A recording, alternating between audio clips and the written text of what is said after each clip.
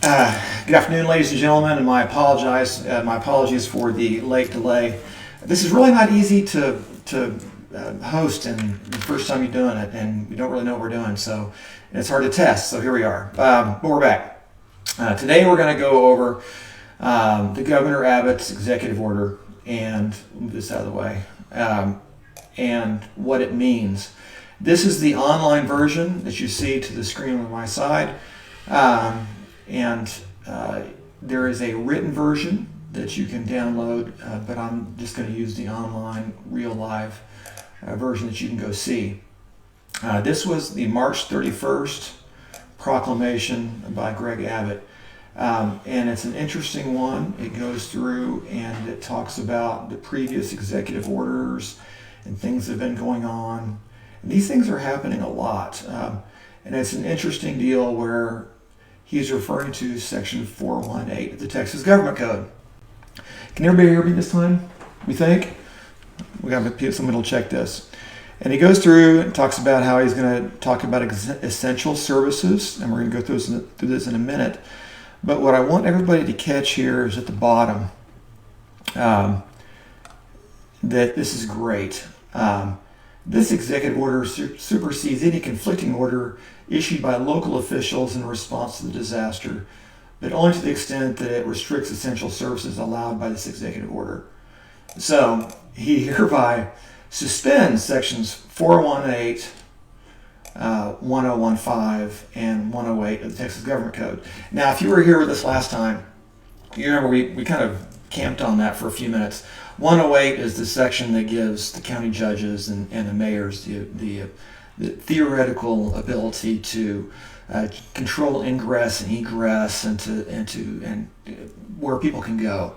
So the governor right here, I'm not sure that the governor can suspend this law, but apparently it's going to be very difficult for the apologists, for all of the mayors and all the county judges who have been saying, oh no, we can do this under it's an emergency. We can make up these rules. It's going to be hard for them to turn around and say that the governor can't do this. So he has apparently decided that he can suspend these sections of the law. The 1015B is the section that says that mayors and county judges get the powers of the governor in a disaster. And section 108 is the one that gives them the power to make all the ingress and egress changes and occupancy issues. So with that one paragraph, that one line, he has stripped them of their ability to do that. Now, as we'll see, that doesn't slow down our county officials very much. And to be generous to them, because we're generous people, we will say, we don't know when this order may change, and he may stop suspending this. So they're going to allow him, they're going to issue these orders in spite of this, because someday this rule will go away. So what else do we have here that's interesting? The governor has said, here are your essential services. And he also added religious services. Now notice he didn't really say that essential services, that religious services are essential services. He's simply going to define that to include them. And he's going to say other essential services may be added. And if you want to know where to go, you go right here.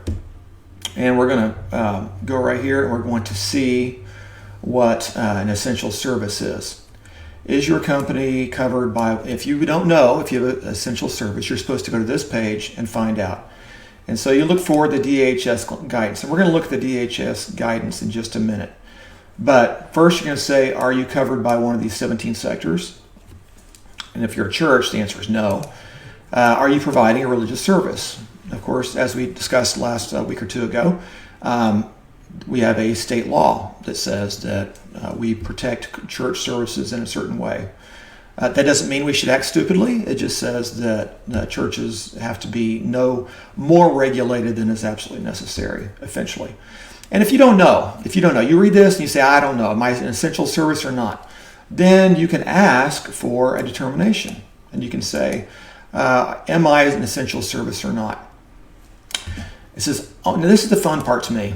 Only if you have determined that your business is not covered and is not a church, use this form below and find out. Now, what we do know is the governor has said according to my order, a cosmetology salon, a gym, massage parlor, piercing, and inside bars and restaurants are not essential services. So don't argue about that. Don't tell me that maybe it is. I've eliminated those. You don't have to ask that question. So if you don't know, then you're supposed to check this after you've read it, and you can fill this out, and you can say, please add me as an essential service. This is why, and you can talk about who the person is and why this is and give an explanation. And so this is a handy little thing. I find this to be, if you want to complain to the governor about how he's shut you down, it's hard to say that you've done all that you're supposed to do unless you filled out this form and said, hey, take a look at this. And so before you ever get to this form, though, you're supposed to go see DHS guidance. So here's the DHS guidance, the Department of Homeland Security. And the department has given together an advisory in nature. It's not a federal directive. This is one of the standard things where everybody says, look, this is not a law. It's not a regulation. Except that it turns into a law and a regulation. Everybody turns to it. So what do they say? They say we've got a lot of essential workers. Anybody who's responding, some of these things are pretty obvious, right? If you're responding to a pandemic, then you're a nurse or a doctor. Yeah, you get to do this. If you're relying on these supply chains, so this is a big deal. Everybody is involved in healthcare. I mean, it's everybody. You are essential, and you get to go to work, and we encourage you to do that, and we're thankful for it. And then we have law enforcement, some other obvious ones. Then we have food and agriculture. I find this to be also obvious, but what was interesting is Sid Miller, who's in charge of agriculture around here in the state, he sent out one of the hall pass letters a couple weeks ago, and it said, if you are a part of the distribution chain of food, then you are exempt and you're an essential worker. And of course, I always look at that. What's the last link in that chain? You eat. You're the last link in that food distribution. So I'd say at that point, everybody who's involved in eating should have an essential job. You're either helping the movement of it or they're helping to pay for it, one of the two. And it's for your purpose. But I wouldn't use that unless I had to. But let's go on down here. And the reason we're going to go all the way down here is because we're going to talk about vaping laws. And some of the county judges have decided that vaping is not an essential service. Now, they've decided that liquor stores are, but vaping is not. So I found that to be interesting. So we're going to go down here, and we're going to go all the way down here. Transportation, all these guys are all important and essential, and we don't have civilization unless we have these people. And government, that's dubious. Some people would say commercial facilities. Here we are, and this is the way you do this analysis. Is that one it? Okay, so consumer. Okay, workers in hardware and building materials, consumer electronics, retail, and related merchant wholesalers and distributors with reduced staff. Is Best Buy allowed to be open? Is Fry's allowed to be open? Yes, it turns out, right there. And so the reason that I focus on this is because it's not really an obvious thing. So I've written a couple letters to some of the local larger county judges recently, because they have a tendency to say that, well, what they say goes. And so we're going to flip over here to, this is the most recent Dallas, and this is mayor's proclamation. So he has his third amended emergency regulations, and this is the city of Dallas. The mayor says we got a pandemic. Recognize when he said this, March 30th. So when did we have our executive order from the governor that set all this stuff up? March 31st. So March 31st, the governor said something. March 30th, right before that, you have the Dallas mayor saying that he's going to use these rules. And he continues to use 418. And what is he going to do? He's going to come down here and he's going to refer to Clay Jenkins' order, county judge. So I'm going to skip through a little bit. So Clay Jenkins says, I'm the king here, and he does this on March 29th, and he says, we're going to have this order, and we're going to refer to, we're going to talk about essential activities, and we are going to figure out what an essential business is by what. What are we going to do? How are we going to figure this out? Oh, look, we go to the same place that we just looked at. So if you want to say, I could go to it directly again, or not, won't work anyway. But that's the same place. And so we know that Clay is going to the same place that the governor is going to, and he is using that same organization. The problem is that he then, and then nowhere in here does it talk about vaping, although County Judge Jenkins has sent out a tweet that says a vape store is not an essential business. But he did that a while back. So we're going to assume that Clay wasn't on, he didn't know, didn't see this yet. This is March 29th. And he doesn't really recognize. You think he actually looks at these documents and knows somebody prepared them, I hope. And they're just saying, I do what I want to do. But I'm going to look at Glenn's in a minute. You don't get a chance to do that. The rules here are you follow what the governor says, because the governor has taken this ability for people to complain about that after this. And it reminds me of this little ditty. If you're a meme guy, you may remember this movie. I am the captain now. Governor Abbott is the captain now. And all of you county judges and mayors, you are his agents. You do what he says, because it's a disaster. You originally, until he issued this last order, you had a lot of leeway. But he's taken that away from you to a large degree. You don't get to just do whatever you want to do. You don't get a chance to talk about ingress and egress. That's just not up to you anymore. He suspended that law. Isn't that cool? So you don't get to do that. Now, since this time, now we have April 3rd, our buddy Glenn, County Judge, Tarrant County. You may have heard last time I kind of complained about commandeering. The word commandeering is not in our most recent list of things that Judge Whitley is claiming he can do. He has retracted out quite a bit. Now look at what he's still saying 4 days after this law has been suspended. He's still saying, according to this rule, this law that's been suspended days ago, and I surely know that, I have this declaration of local disaster that I can do, and I'm gonna, and he can still do the declaration, but he doesn't have a lot of these powers he claims. But still, he has retracted quite a bit, and I can now safely say that of all the county judges of the major counties, this is the least heinous of all the groups, and he has not clamped down on places like vape shops.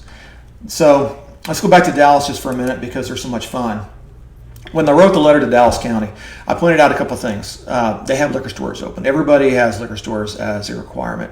And I've asked the question, and it seems like an incongruency to say that this socially approved sin of liquor is open, but only the hotty-toddy people drink the wine, and vaping people, and I do think it's a class issue. I think that people who vape are considered as lesser than from the powers that be. They just don't do that. The people in their circle don't do that. So I really do think it's a class issue. And so they want to enforce this against the vape shops. So what are the vape shops doing?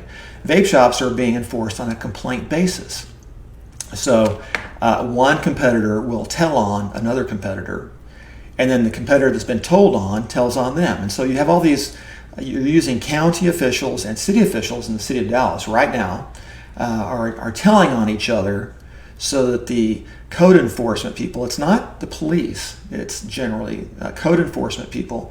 And in the outside parts, outside the hinterland counties, it's the constables that sometimes don't know their place. And so in the city of Dallas, you have people narking on each other, and code enforcement is using its valuable time to make sure that nobody does anything but delivery.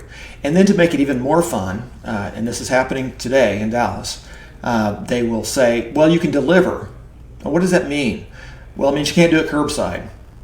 Okay, so I don't own the space in front of my strip mall spot. Well, no, but you have access to it, so we're not going to count that. Okay, so if I've got a really big parking lot, someone's going to have to get in their car and go, a quarter mile to the parking lot across the street so they can deliver their otherwise verboten smokes to somebody, as opposed to just having a curbside in front of the facility. That's the kind of silliness that's going on right now, and that's actually a thing that's happening. And so that's one of the reasons why we wrote a letter to Dallas. We wrote a letter to Harris County as well, because they were doing some silly things, but that's okay. So Tarrant County is doing a better job than it has been in the past. What else did I have on here? Quarantine orders. I've seen some quarantine orders. When you come into the county, I actually have seen this in one of the local counties. I think it's Jeff. What was it? Anyway, it's Jeff Davis County. You have to hole up, and you have to have people bring you food. So you're in some kind of a prison for the first 2 weeks. No, you don't get to do that. You just don't. There's no power for you to do that. Now, in the real world, is anybody going to do that? No, nobody's going to do that. It's just not going to happen. People are going to come into town, and as long as they're not doing something crazy, they're going to do what they want to do. But it allows people who are in charge to feel good about what they're doing. I've had the question of, why not let us do what we want to do? Which is kind of my general bent, if you know me. The reality is that at this point in the game, if you go out into the public and you don't have a face mask on, you unless somebody comes up and breathes on you on purpose, you know what you're getting into. And that, of course, brings up masks. If anybody ever wants to say, why shouldn't I trust the government on this? This is the government that told you not to get a mask, and now this is the government's telling you to get a mask. Let's go over, I'm not a medical, this is how it works, right? I'm not a this, but I'm going to give you that kind of advice. I'm not a medical doctor, but everything I've seen says the same thing. You get this primarily by touching people that are infected and by touching things that are infected. You can get them through the air, at least a little bit. And that's the famous example of the choir. I think it was in Colorado. 60 people go into the choir meeting. They sing at each other basically for an hour or so. 45 of people get it. 5 people are hospitalized. 2 people die. Both of them over 80. And that's not to say that young people don't get this and die. That happens with every disease, but the elderly are particularly vulnerable. So the why not let us do what we want to do is because people are stupid sometimes. A friend of mine posted a video of people just milling about like nobody's business in the street in the middle of this thing, and they're in New York on top of everything else. That's absurd. That's what makes county judges want to clamp down so they won't kill people. So we have a duty to be reasonable and responsible. Don't go breathing on people. You can adapt and overcome every business. I was in a business not too long ago. I signed some paperwork. They wiped out everything down before I arrived. In our office, we've had a will signing. Nobody is touching anybody. Wiped everything down beforehand. You can take care of these things. When I do patent and trademark consultations, nobody's coming to visit me. There's just no reason for that. So we do it all by distance. So unless you actually need a wet signature, there's no reason to go someplace. But we can adapt and overcome and do these things. Was there any question that we had? Something else that I wanted to show you. I did see this in a couple of the orders still, and I have to hand it to the city of Waxahachie. I guess it was last night. They had a new order, and they do have the fines, but they're not going to jail anybody. It's a little absurd, isn't it, to say we're going to jail you if you disobey these rules, because then, by the way, we're also trying to let people out of jail as much as possible because we don't want to have the spread of the virus.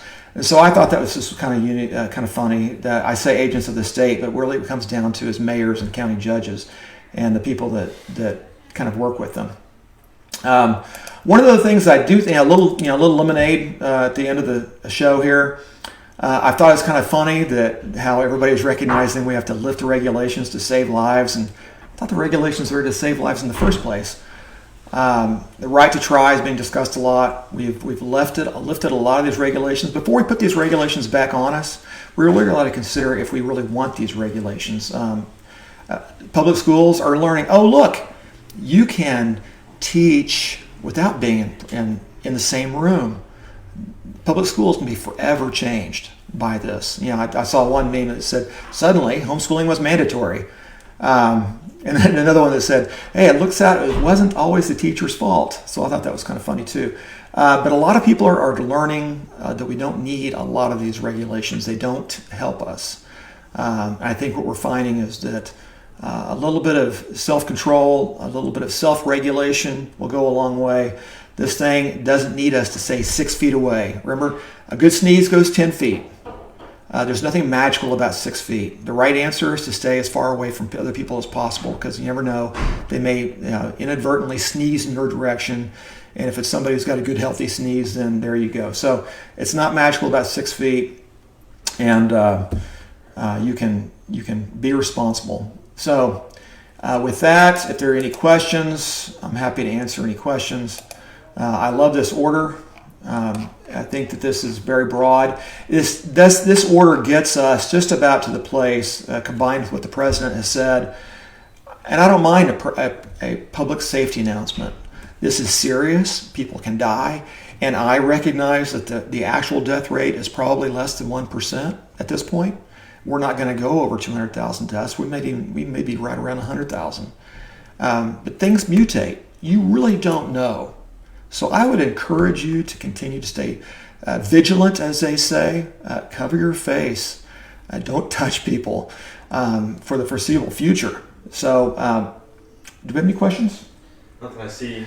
I don't see any questions. So I'm going to go right here, and then I'm going to... I see a complaint that, everybody can see this now. So back over here. West Texans are annoyed by the park closure. I don't understand why we have, I don't understand the idea of a curfew. I don't know that a mayor or county judge has the right to order a curfew. I'm not sure if maybe they think that viruses are vampiric and are particularly powerful at night. I think it's just a matter of trying to say, no, you don't get to, we're going to continue to make you think about what you're doing, I hope, so we don't go out unnecessarily. But I thought that these developments in the last week have been very encouraging. We have the governor taking charge, and he's making reasonable rules, and he's subtly saying to the county judges and mayors, you lower the top, suspending that law. So if you have a county judge that says, no, I'm going to put you in jail because you got a vape shop open, you might want to question that. You aren't even supposed to go to look at this list unless you have read it, or you're not supposed to ask for permission to be open until you've already determined that you are not under this list. So most people are essential at this point. But that doesn't mean you have to be stupid. So with that, I'll let you go do, and have a good day. Thank you, everybody.